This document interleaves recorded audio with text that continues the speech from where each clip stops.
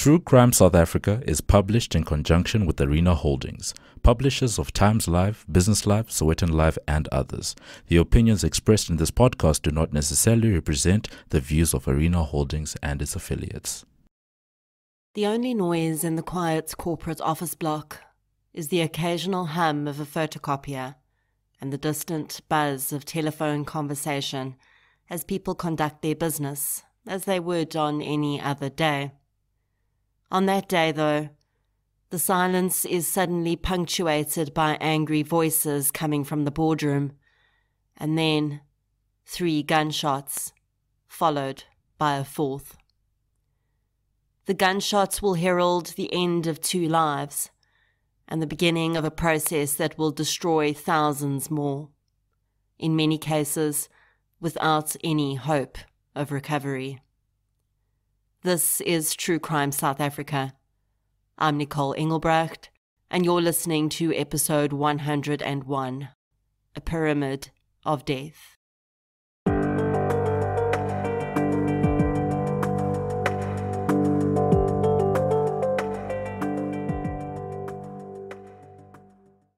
This episode is sponsored by Just Wellness. For many of us, the festive season means catching up with friends and family, and it's often a time when our social calendar is bursting at the seams.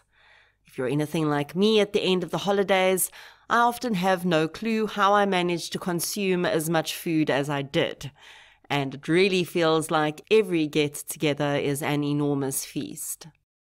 Significantly changing your eating habits can wreak havoc on your digestive system, and you certainly don't want to go into the new year with tummy troubles.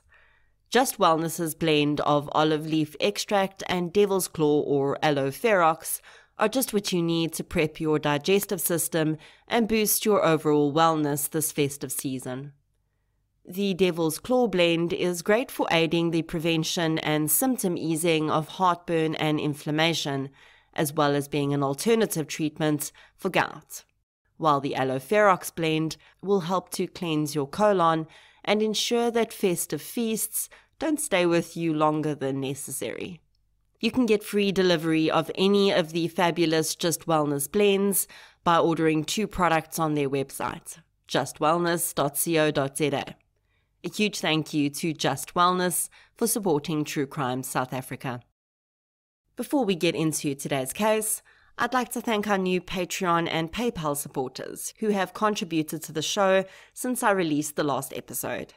A huge thank you goes out to Hannah Smith, Mary K. Bond, Mokhadi Relela, Les, Lufuno Nemutamvuni, Laura Joy Lockery, Talia Galasco, Amy Skoltz, Tilisetso Rabaloa, and Michelle Bossman for your support on Patreon, as well as Lorinda Human, Henrika Steenkamp, and Claire Caldwell for your support on PayPal. Today's episode focuses on a few different crimes. There's a murder-suicide, but intermingled in that is also what appears to have been an enormous Ponzi scheme. Perhaps one of the largest South Africa's ever seen. We often see financial crimes as less devastating and traumatic than violent crimes, and I think this case perfectly shows how there's often no line between the two, and fraudulent activity, greed and deceit can so quickly and seamlessly blend into a violent act, with ramifications that continue on for many people almost without end. My sources for today's case include legal judgments around the financial crimes in this case, media articles, and an episode of Huisgenoot Ware Lewensdramas. So let's get into episode 101, A Pyramid of Death. The following episode may contain sensitive material including descriptions of violence, sexual assault, or graphic descriptions of injuries to victims. If you feel you may be triggered by such material, please consider this before accessing our content. To access trauma counseling or services, please see the helpline information on our show notes. We don't have a lot of information about the past of the alleged perpetrator in this case, Herman Pretorius. But we do know that in the 90s he was a police officer with the SAPS, and that had seemingly been his entire career path up until the late 90s. Herman, his wife Susan Anna, and their 2 sons were living in a caravan park in Belleville, Cape Town in 2000. They were definitely living in a lower income bracket and barely keeping food on the table. And then one of the many mysteries of this case seemed to happen overnight. Herman Pretorius took up a new trade, investments, and despite him seemingly having no experience to speak of in the field, his star rose quickly, and he was soon hugely successful. Herman did seem to have a few talents in his skill set that must have contributed to his success in this new field. He was known to be extremely charming and seemed to know exactly what people needed to hear in order to feel comfortable and for almost complete strangers to extend trust and ultimately their money to him. He was also a Cape Townian by birth and had built up many friendships and contacts, especially in some of the smaller agricultural towns in the Western Cape. Herman was also an avid churchgoer, and this undoubtedly helped to build his network, as well as the level of trust many of the very religious people in the small Western Cape towns had in him. Herman could quote the Bible as though it were his mother tongue, and it was not uncommon for him to arrive at meetings with new clients with a Bible under his arm, which he didn't hesitate to whip out to allay the concerns of potential investors. Now, up until this point in our description, Herman could be any other smart businessman. I come from the world of sales, and part of how salespeople are trained is in gaining trust with potential clients. There's really nothing insidious about that. It's just the way business works. As long as you're not lying or misrepresenting your product or service in order to gain that trust or to get the client's business, all's fair in love and sales, right? The difference between Herman Pretorius and any other savvy and suave businessman would only become apparent much later. And really, he seemed to do a pretty good job of keeping everyone convinced of his honesty and reliability, at least for much longer than many others who've attempted the same sorts of schemes that Herman was dealing in. In the early 2000s, Herman Pretorius went into business with Julian Williams. Williams had been involved in the investment arena for many years, and the 2 men were similar ages. Both were married with 2 children. The pair started an investment business they called Abanti.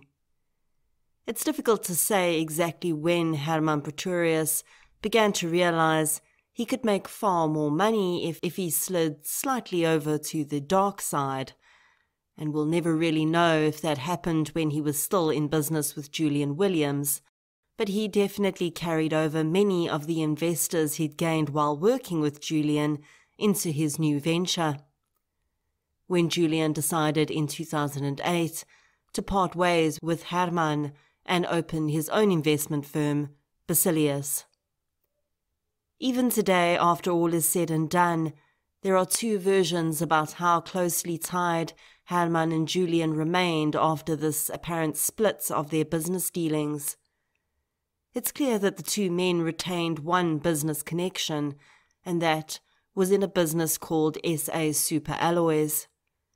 The company was officially headed up by Julian Williams, as well as his partner, James Ngula, and Herman had started selling preference shares in the company as a product to his own investors.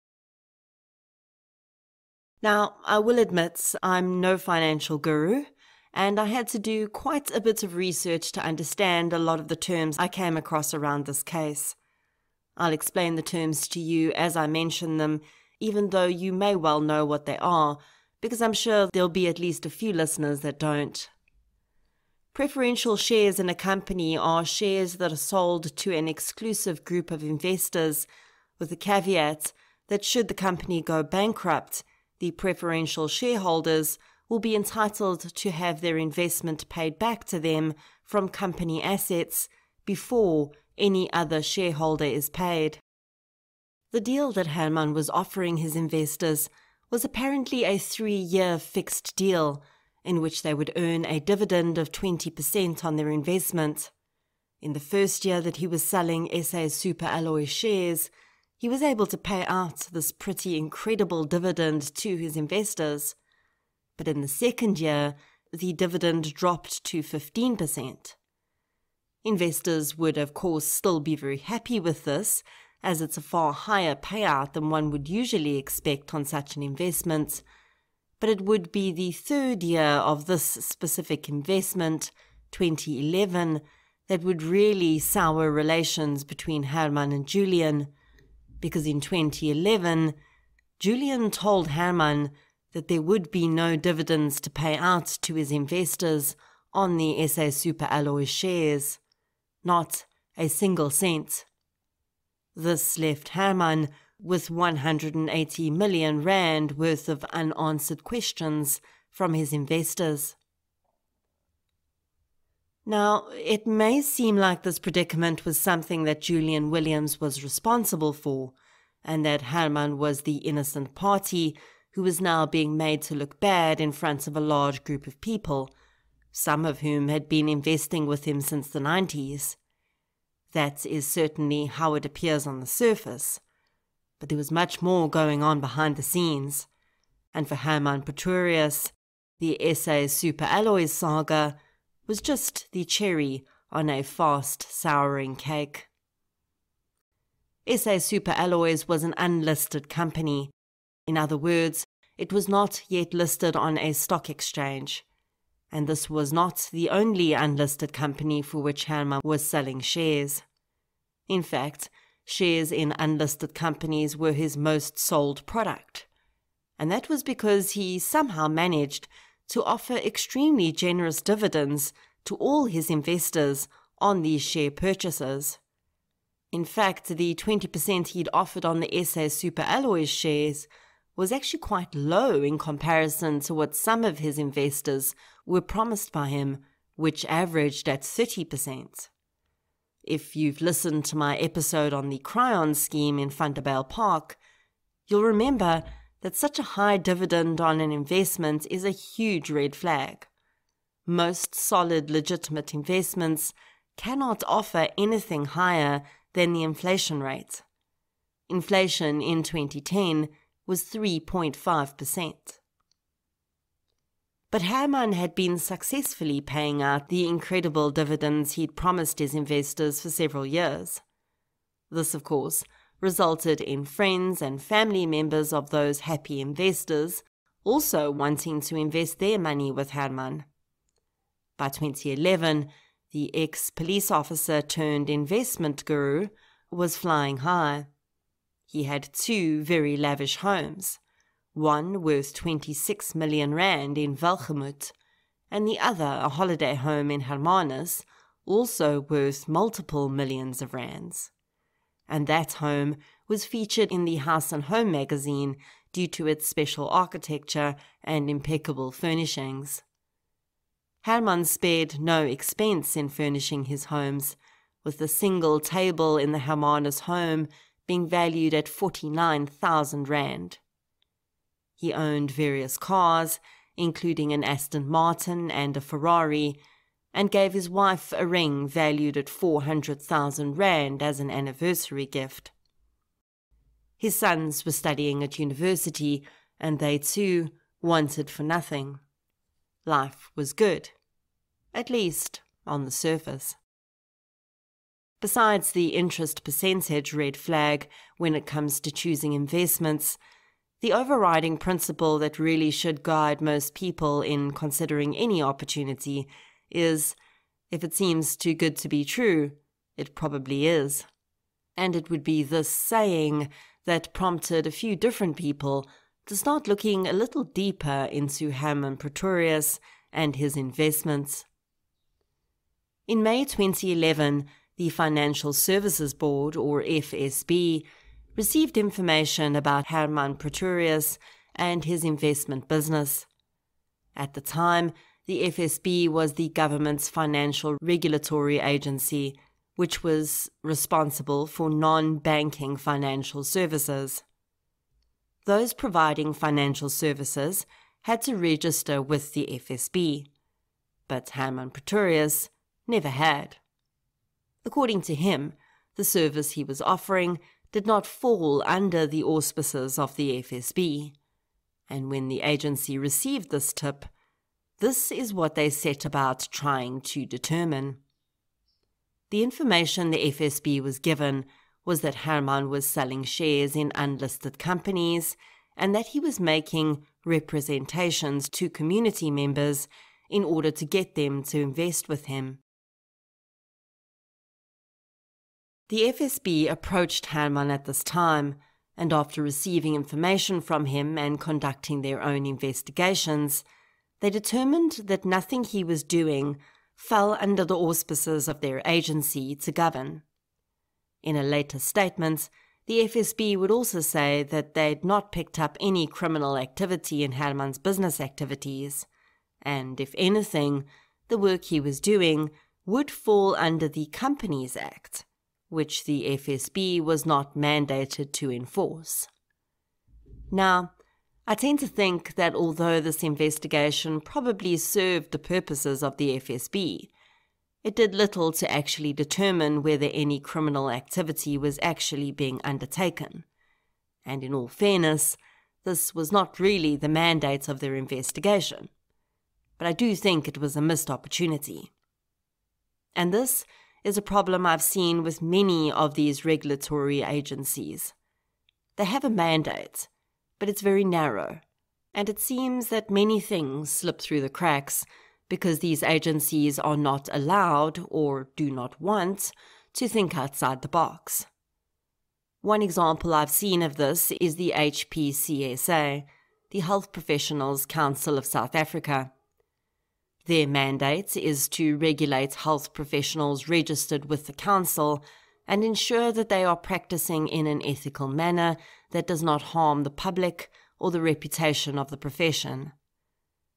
But the guidelines they work to are so specific that there is really very little room for broader thinking or a wider definition of harm to the public.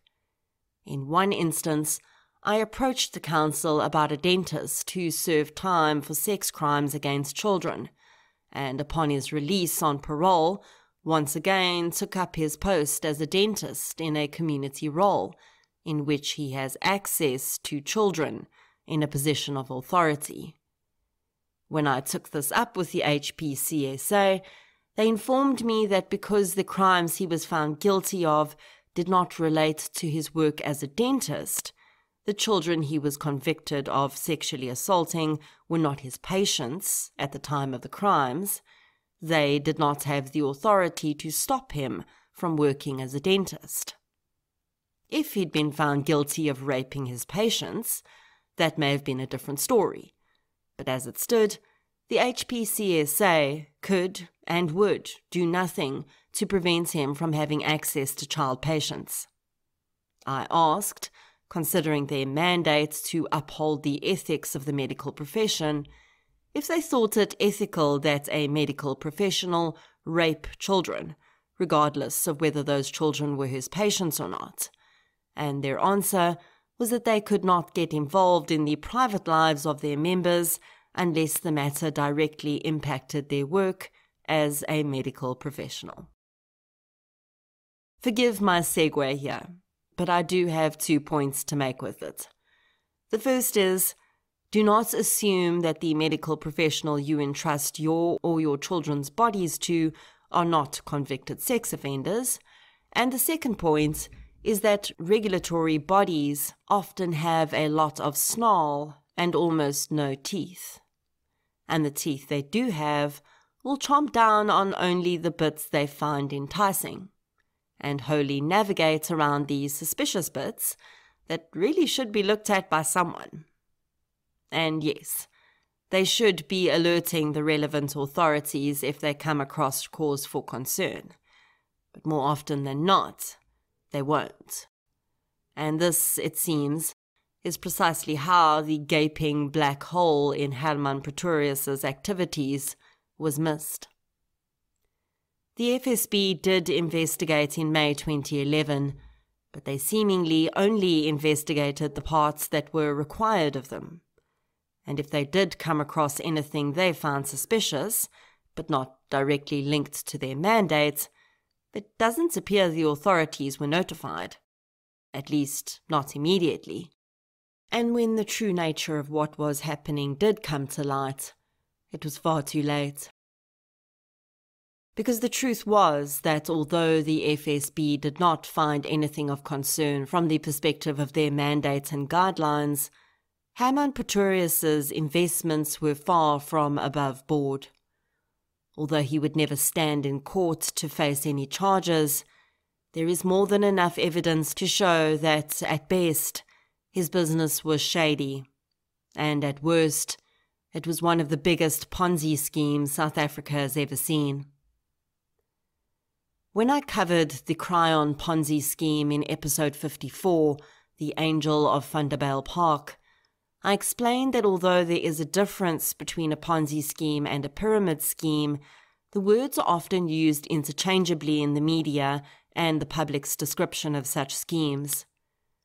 The term Ponzi scheme was coined in 1919 when an Italian immigrant to the US, Charles Ponzi, devised a scheme in which he persuaded almost 11,000 residents from Boston to invest approximately $20 million with him. He promised exceptionally high return rates within a short period of time by purchasing international reply coupons from other countries and then redeeming them in the US for postage stamps. Initially, he was able to pay these exorbitant returns to initial investors by simply drawing from the capital investments received from the new investors. However, as the scheme was not based on any viable underlying economic enterprise, it eventually collapsed when no more investors could be persuaded to make further investments. Through the years, a multitude of these types of schemes have surfaced across the world, and they are now referred to as Ponzi schemes. Ponzi schemes require that investors make an initial investment to join, while a pyramid scheme often only asks for a purchase of a product, which is either intended for use by you or resale. The key with pyramid schemes, though, is that victims are required to recruit more people to the scheme, and this is how they earn the vast majority of whatever incentive they've been promised. With Ponzi schemes, the buy-in is often financial in nature, and the incentive is an amount of interest they've been promised on their investment. Ponzi scheme participants are not required to recruit new participants in order to earn the interest they've been promised. To be fair, there is often crossover between the elements of a pyramid scheme and a Ponzi scheme, and this happened in Herman Pretorius's case too. Ponzi schemes, just like legitimate businesses, rely on word of mouth and happy customers to spread the word. So often, unintentionally, victims of these schemes are participating in bringing more people into the scheme, not necessarily in a pyramid fashion though, because those new investors are not really under them in a pyramid sense. It would be very clear though that Herman Pretorius was using new investors' money to pay older investors' dividends, and as with all Ponzi schemes, this can never go on forever. In 2011, when the FSB initially investigated Herman's business, it seems that there were only distant rumblings of discontent from a few of his investors. We know at least one person was concerned enough at that time to have made a report to the FSB that resulted in the initial investigation. But as 2012 rolled in, things were about to get far worse, and Herman Pretorius's days as one of the most successful investment businessmen in South Africa were numbered. It's often not just one straw that breaks the proverbial camel's back. but rather a culmination of years of back-breaking work that creates weak spots, and then, one day, one thing is just the final breaking point. Hermann Pretorius had been juggling many balls for a long time, and in 2012 he dropped several. The FSB began to receive complaints about his business dealings again, and this time there were several. They realized that they would have no choice but to once again launch an investigation into Hermann Pretorius, and this time they may have to dig a little deeper and push far harder. When these complaints started to come through, Julius Corbett, a journalist for MoneyWeb, an online financial publication, caught wind of the impending investigation into Hermann Pretorius, and he started doing some digging of his own. In June 2012, Corbett published an article which revealed that Pretorius was in the process of being investigated. The journalist laid out some of the evidence against the man, and it would later be revealed that he also got in touch with Julian Williams, and he'd been discussing the investigation with him. Hermann's investors had already started talking among themselves when they heard through the grapevine that he was being investigated again, but Corbett's article really set the cat among the pigeons, and within days, Hermann Pretorius started receiving more withdrawal requests than he could handle. While many of his older investors stood by him, many others became concerned and wanted their investments back. Hermann was clearly panicking, but outwardly, most said he gave off the impression that he was completely unconcerned. He spent his time visiting investors who'd expressed concerns and turned on the charm, always with his Bible under his arm, to point out where he felt relevant biblical references that indicated the importance of his investors sticking by him and not withdrawing their investments. He was able to ward off quite a few withdrawals, but the flow of money out of his business continued, and soon another crisis presented itself. The dividends that the preferential shareholders in the SA Super Alloys shares had been expecting came due. They'd had their promised 20% dividend in the first year, accepted 15% in the second year, but now the pay date had come and gone, and Hermann owed the investors close to 180 million rand in dividends, which Julian Williams had informed him was not going to be coming that year. It seems that Hermann had come up with a plan to keep the investors happy, which was never really fully explained, but it didn't seem to be completely on the up and up. Some sources allege that Hermann wanted Julian to use money from other funds to pay the SA Super Alloys investors, but Julian felt that this was unethical and leaning toward fraudulent, and he refused to do so. So in the months of June and July, Hermann Pretorius was dealing with multiple withdrawal requests, other investors questioning his ethics, an impending investigation by the FSB, and demands from the SA Super Alloy investors for their 180 million rand in dividends. On the morning of the 26th of July 2012, Hermann Pretorius got dressed and drove to his office in Tiger Valley. He had an 8 a.m. appointment booked with investigators from the FSB. They wanted to ask him a few questions and get copies of documents they needed. The investigators arrived on time, and Hermann sat with them in the boardroom for most of that morning. Then, around 10 a.m., Hermann told investigators he was going to use the toilet. He never returned. Instead, Hermann Pretorius got into his car and drove to Camps Bay. There he apparently visited with a family member for a few minutes before heading to the Icon building in Cape Town CBD. The Icon building was home to the offices of Julian Williams's company, Basilius. Herman arrived there shortly before noon, and a receptionist showed him through to the boardroom, where Julian joined him. We will never know exactly what happened in that boardroom that day, but we do know what the outcome of that meeting was. It's very likely that Herman was there to make one last attempt at getting Julian to agree to pay the SA Superalloys investors from alternate fund sources, and it's likely Julian once again refused.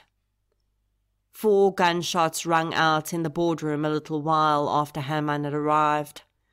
Julian Williams was shot 3 times and died on the scene. Herman Pretorius sustained a single gunshot wound to the head and was still breathing but not conscious when horrified staff members opened the boardroom door to a bloodbath. Despite the best efforts of paramedics who attended the scene, Herman Pretorius passed away at the hospital shortly afterwards. Initial reports around the shooting framed it as an incident where the gunman was unknown, but shortly afterwards reports started to leak information that it was believed to be a murder-suicide. The murder weapon had been found in the boardroom with the 2 men. It was close to Herman's body. The gunshot wounds to Julian Williams could not have been self-inflicted, and Herman Pretorius's hands tested positive for gunshot residue. His single gunshot wound to the head was almost certainly self-inflicted. The evidence was clear. Herman Pretorius had fired 3 shots into his long-time acquaintance and one-time business partner, Julian Williams, and then a single shot into his own head, ending his life. Susan Anna Pretorius and her 2 sons would undoubtedly have been devastated when they received the news of Herman's passing, as would Julian's family have been. But for the Pretoriuses, and many more families across South Africa, this would just be the very beginning of a long and drawn-out series of shocks and moments of horror. Within hours of the news of Herman Pretorius's death hitting the headlines, investors began calling. They were terrified about what Herman's death might mean for their investments. When it became clear that he had murdered Julian Williams and taken his own life, the level of concern only increased. What exactly was it that Herman Pretorius had been so desperate to escape from? And why would he have seen fit to take the life of another at the same time? Murder-suicide are a very specific subset of crime and often present in a very specific way. Most murder-suicide perpetrators are male, and in almost all cases, there is a romantic or familial connection between the perpetrator and the victims. Herman's actions on the 26th of July were therefore completely out of the ordinary when it comes to this kind of crime. He did know Julian very well, but according to later reports, they'd barely had any interaction in the years before the murder, besides the SA Superalloys connection. But it seemed that many people believed there was a far more extensive business connection between the 2 men, because in the days after the murder-suicide, there was a lot of victim blaming aimed at Julian Williams. Many people who remained supportive of Herman Pretorius claimed that he had clearly been forced into a corner by manipulative people, the implication being that Julian Williams was one of those people that had driven Herman to commit the crime he did. After the article had been published on MoneyWeb, Julian Williams had told journalist Julius Corbett that a lot of anger had been directed toward him in the wake of the allegations against Pretorius. He said, quote, "I'm stunned that abuse is being directed at me from investors in Abantu. I can only presume Pretorius's Abantu investments refer to the RVAF, but I must confess I don't have a knowledge of what else Pretorius is promoting." End quote. The RVAF that Williams refers to here is the Relative Value Arbitrage Fund, which is what Herman had called the fund into which investors placed their money. He would then use that fund to invest in various shares and other investments, and he would provide each investor with a monthly statement that detailed the investments he'd made on their behalf. These statements were one of the red flags that some people had pointed out in Herman's dealings. The statements were on plain paper and provided little detail about the actual movements of the stocks Herman claimed to be investing in. It was really quite difficult for his investors to even know from these simplistic references what they actually had their money in. In speaking to Corbett before his death, Williams would also provide another piece of the puzzle, perhaps unknowingly, when he mentioned that many of the people directing their anger at him about the investigation into Pretorius were brokers that Pretorius had used to gain more investors. It would emerge that Herman Pretorius had quite a wide circle of investment brokers across the country who were actively promoting his investments to their clients. The reason these brokers seemed so gung-ho in their support of the man was that they, like the investors, were receiving extraordinarily large payouts. Investment brokers earn commissions on the investments that clients make when they refer them to firms like Herman's. On the whole, brokers should be unbiased, or at the very least, biased toward their clients' best interests. And in all fairness, the brokers referring clients to Herman did seem to be under the impression that they were referring them to a 20% interest investment. But I can't help but think that the far higher commission rate that Herman offered also had to have played into it. Later on, we'll discuss the possible complicity of these brokers and how they may have been held to account. But at least according to Williams before his death, they were a big part of the crowd who were directing blame at him and protecting Herman Pretorius. Unfortunately, Pretorius's employees had no answers for his investors in the days after his death, and the FSB investigation ramped up, and they were soon joined by the SAPS and the Hawks. It would not be long until the terrible truth began to present itself, though.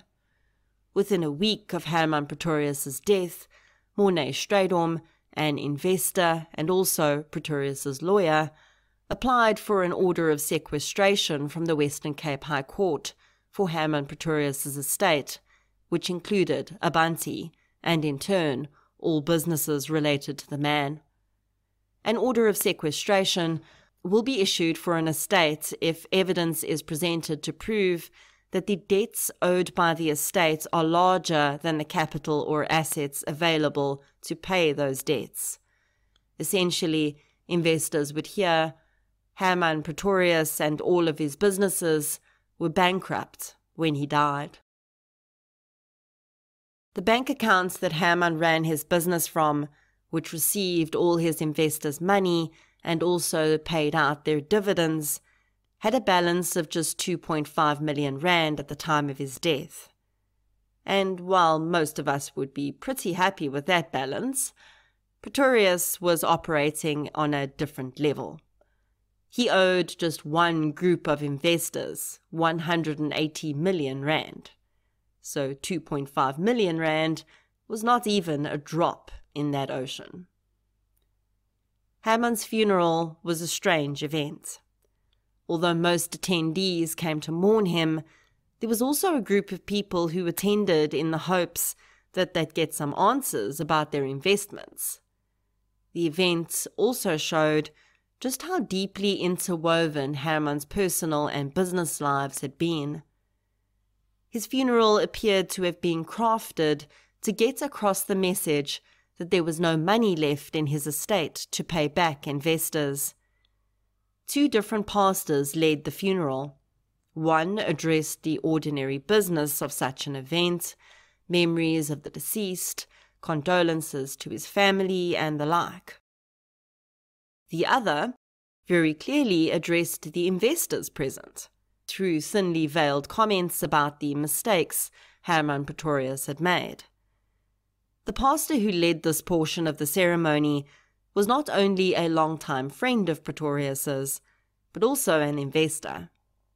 He shocked the hall of people when he told them that Herman had confessed to him a few years before that, quote, "One day I'm going to hurt a lot of people," end quote.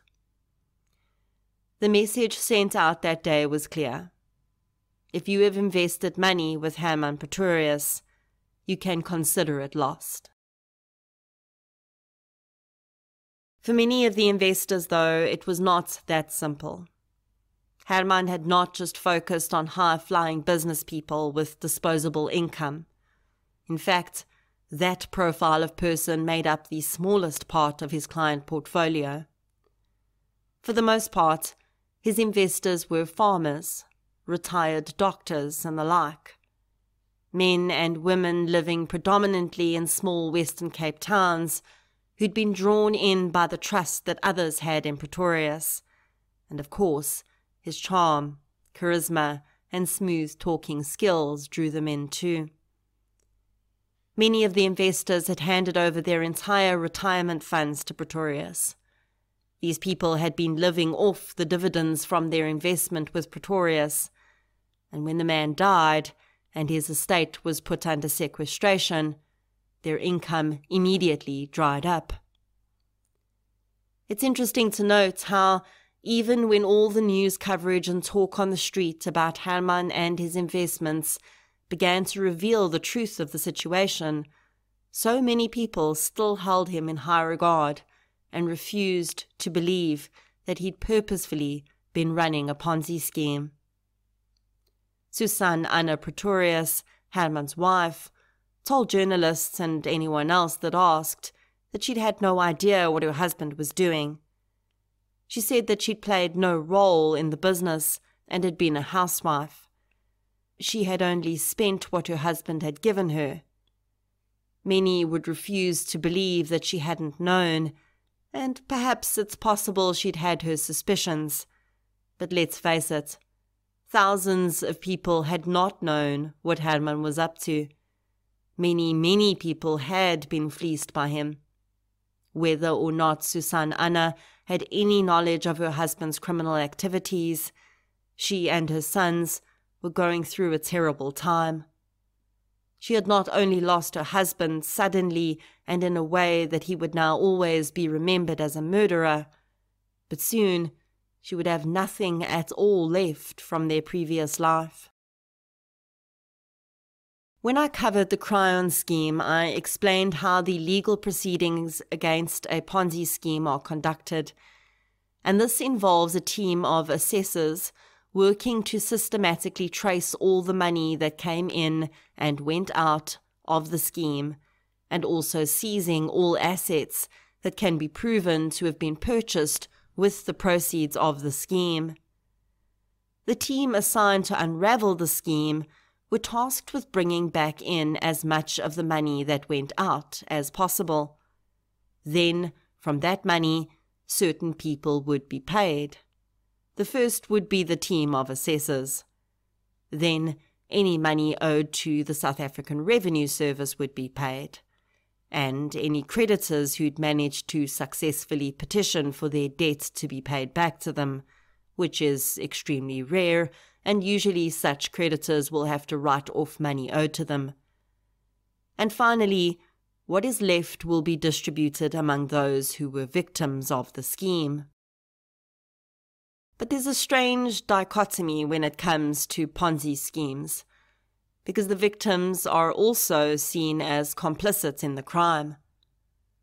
People who have participated in a Ponzi scheme, although most often unknowingly, and received any interest from that scheme, are seen to have received the proceeds of a criminal organization. As such, the victims of the scheme are required to pay back any interest they received before they will be considered to be paid back any of their original investment.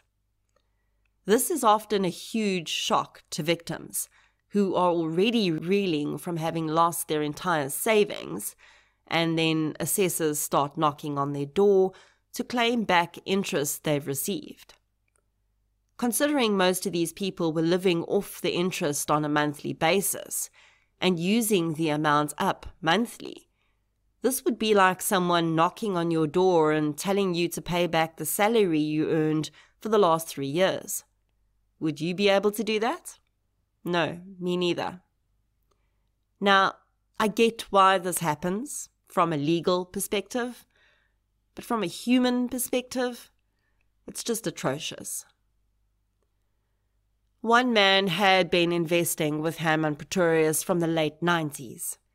He was one of the original investors and had received 40,000 Rand in interest every quarter for 13 years. He'd been living off this as his income, and now he was being asked to pay it back. Many investors were forced to sell everything they owned to pay back the interest they'd earned in the scheme. One man went from living in a comfortable home in Cape Town and driving a Mercedes-Benz as the spoils of his retirement after a lifetime of work, to living with the only family members who could accommodate him in their home, and his only income being his state pension of less than 1,000 Rand per month at the time. Although investors had been told that they should not bank on receiving any of their money back, they were simultaneously told that if anything was available to pay back to them at the end, it would not be any more than 5 cents to the rand on what they'd originally invested. The investors who had been brought to Herman by brokers, however, were not going to take their losses lying down. In the months after Herman Pretorius's death, the Ombudsman for Financial Services was inundated with cases related to brokers who had recommended RVAF as an investment. Essentially, the complainants were asking the Ombudsman to find that in recommending RVAF as an investment, the brokers had failed to carry out their duties, which included ensuring that they were recommending only registered investments, and if they did recommend unregistered investments, they should have declared that risk to the investors, which in most cases they did not. Almost without fail, the Ombudsman would find each case in the complainant's favor, and brokers were ordered to pay back part or all of the investments their clients had lost. Unfortunately for many of the investors, this was a hollow victory, because upon receiving the order, the brokers would simply declare insolvency, as the order outweighed their capability to continue functioning as a viable entity. Many brokers closed their businesses and moved overseas as soon as the first few ombudsman findings came through against their colleagues. They weren't waiting for their clients to figure out that they may have a claim against them. It wasn't just the investors that were wanting to claim against the brokers, though. The curators and assessors of the estate and Ponzi scheme investigation wanted their pound of flesh too. In the same way as investors' interest earnings were seen as income from a criminal enterprise, so too were the commissions earned by the brokers. So on one end, their commissions were being claimed back, and on the other end, the investors were claiming back the initial capital. Now, I do have empathy for these brokers, and I feel for them having lost their businesses and likely their livelihoods. But I cannot help but wonder how all of these very experienced people were taken for a ride by Herman. I can completely understand the investors, who were for the most part not financial experts, being conned. But these brokers assessed investments on a daily basis. They knew that RVAF was not registered with the FSB. They understood the risk. And yet, Perhaps because the commission was so good and things went so well for so long, they found it within themselves to risk their clients' money. Many of the brokers stood up for themselves at the time, saying that RVAF was just one of the many investment opportunities that had been presented to their clients, and that after attending presentations on the various options, their clients had chosen RVAF. The Ombudsman said that, in their opinion, RVAF should never have been on the cards, and if it was, the risk profile should have been so highlighted that no sane person would put their money in it, because it would be no better than going to the casino. As the waves of damage stretched out from the epicenter of Herman's death, his wife and son struggled to stay afloat. The assessors and curators almost immediately started to seize the 2 lavish houses and all the contents. There were also the expensive cars and boats, and a significant haul of jewelry owned by Susan Anna. Everything was up for grabs, though, because according to Susan Anna, everything had been purchased by her husband.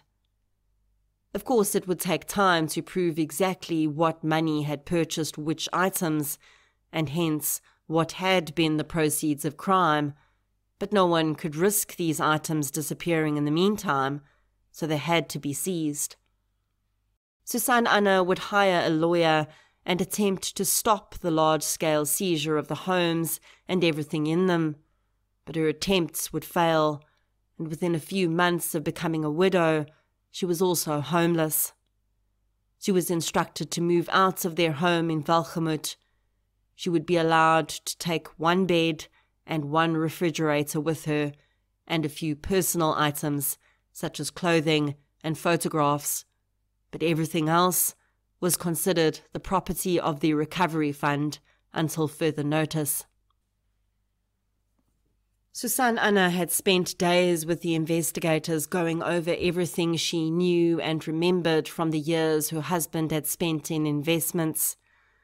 Although investigators pushed the woman, insisting that she had to know something that could help them, and she could not possibly have believed she was living in this legitimate rags to riches story, going from living in a caravan park to owning 2 multi-million rand homes in such a short space of time, Susan Anna continued to insist she had known nothing about her husband's criminal endeavours. For the most part, investigators may have believed this to be true, but a few things she said and did had them wondering. Remember that 400,000 rand ring that Herman had purchased for Susan Anna to celebrate their anniversary? Well, investigators wanted to know where the ring was, because they wanted to seize it. Susan Anna claimed she'd lost it when they were on holiday in Hermanus. Investigators asked whether they'd received any money from an insurance claim on the ring, and Susan Anna said they'd never claimed for it. They'd simply accepted that it was lost. The story she told about the ring was complex and detailed, but it would soon be proven that it was a lie. One eagle-eyed investigator spotted Susan Anna wearing the ring in a photograph taken by a journalist at Herman's funeral. They confronted the woman, and she admitted that she had lied. She handed the ring over the next day. Although it seems clear that many people were fleeced by Herman, the investigation would reveal that it was possible that many others were actually complicit in the scheme, and perhaps even after his death had helped to hide funds. The total value of Herman Pretorius's Ponzi scheme was estimated to be 2.2 billion rand. The investigators were only ever able to track down 300 million rand in assets and payments from that amount. The rest seemed to have disappeared into the ether. There were, of course, claims that Herman had taken much of the money overseas. Countries like Malta and Mauritius were mentioned, and investors and investigators alike travelled to these countries to see what they could find, but no trace was ever found. Those who knew Herman were well aware that he hadn't had just one bank account, but a few things had disappeared from his office between the time he'd left and when he killed Julian Williams and shot himself, and when the police seized his office as part of the investigation. One of the items was a black book that Herman had allegedly used to record investment account numbers and passwords in. Several computers also disappeared. Investigators questioned everyone that worked with or for Herman and had access to the office.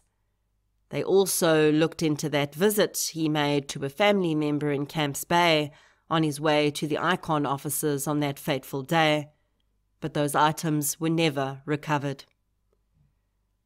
Many investors believed that someone was hiding money, and that although Herman had taken the fall for the Ponzi scheme, he had not been the only one involved, and someone was still benefiting from the missing money.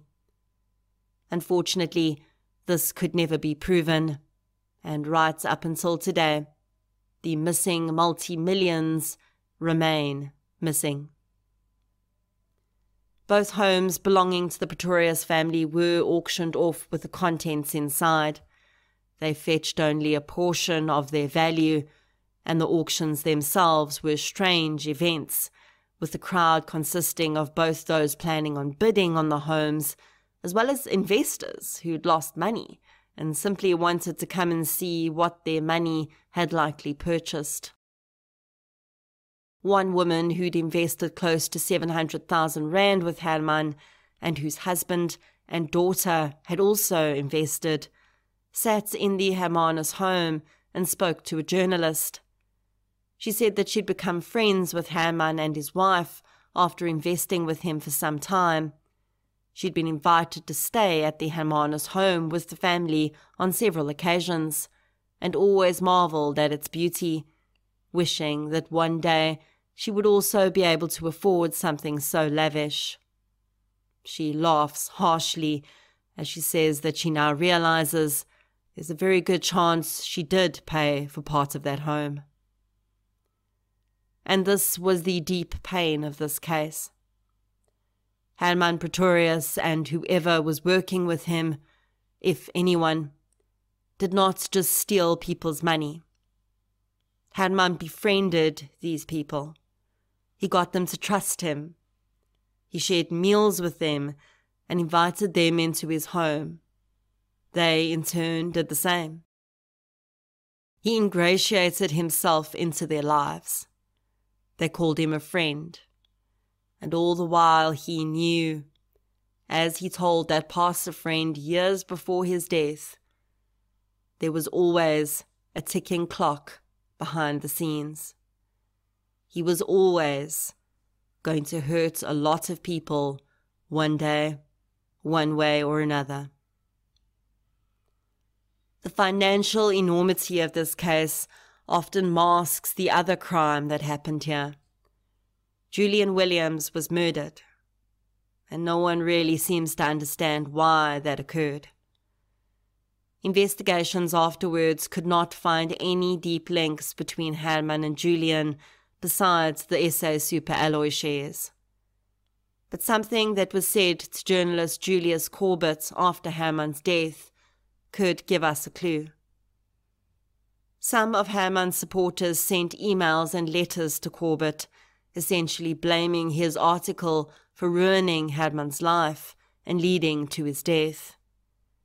In the letters, it became clear that these people believed that Julian Williams had been the source that had reported Herman to the FSB and the source that had given Corbett information for his article. Both the FSB and Corbett denied this. Julian Williams had not been the whistleblower. But I can't help but wonder if Herman Pretorius believed he was. Had Herman convinced himself that his ex-business partner had been the person who'd lifted the lid on his bubbling pot of criminality. Did this belief, combined with Williams's refusal to use money from other funds to pay dividends, create the idea in Herman's mind that Williams was the cause of all his problems? Usually when a murder-suicide is committed, the murder victim is killed for one of two reasons in the perpetrator's mind. They either believe they are saving the person from something, or they believe they are avenging some wrong committed against them. It seems probable, at least, that the latter was the instigator in this case. 11 years have passed since Herman Pretorius murdered Julian Williams and took his own life. And still, there are ongoing cases, inquiries, and searches for missing money. None of the investors have been paid back any of their money, and it's very likely they never will be. Although the co-directors of Julian Williams's businesses said in the days after his murder that his death would have no impact on his various business dealings, this seems to have been more of a PR effort to stop the drop of share prices, because it would not be long until all of Williams's businesses no longer existed either.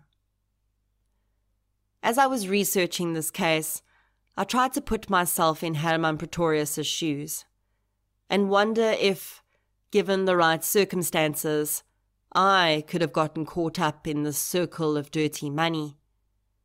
And honestly, I don't think I could. I feel weird if I owe someone even a small amount of money, and it weighs on my mind until I've paid them back. I simply cannot fathom owing people almost 2 billion rand, and knowing that the money I had was not just disposable income they wouldn't miss. It was their entire livelihoods. I'm pretty sure Herman did not set out to get to the level he did. And I'm sure the lifestyle he found himself leading became a bit of a self-feeding monster. His investors expected the person guiding their finances to be successful. It instilled even further trust and reverence if their advisor was clearly successful beyond their own wildest dreams. So, the more Herman took from others, the more he had to appear successful, and that money had to come from somewhere. There was evidence that Herman actually was carrying out a few valid trades, but these were a drop in the ocean compared to the money that was simply being moved around in the Ponzi scheme.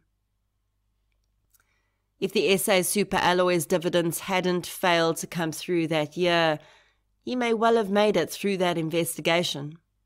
Who knows? But everything happening at the same time brought the entire scheme to a screeching halt. And Herman knew he had two choices: face the music, the recrimination of thousands, the shame, and a prison sentence, or end his life, and along with it, his responsibility. It may have been interesting to see what would have come out if Herman Pretorius had stood trial. There were rumors after his death about some relatively well-known people in financial circles having been involved in the scheme. And it seems that Herman may have essentially taken the fall for all of them, because his death masked whatever lay beyond that. More than 1 billion rand does not just disappear into thin air without at least one person, and very likely more, actively working to cover the tracks. And so while Julian Williams's children grow up without a father, and thousands of people learn to live in a new financial reality after working their entire lives for a comfortable retirement, someone out there is still benefiting.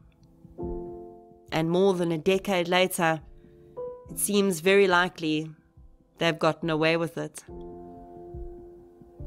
To all the victims of Herman Pretorius' Ponzi scheme, I hope that at some point you've been able to make peace with this terrible crime. And I hope that you've come to realize that you are far more than your bank balance, even though you did not deserve this violation. Julian Williams, rest gently.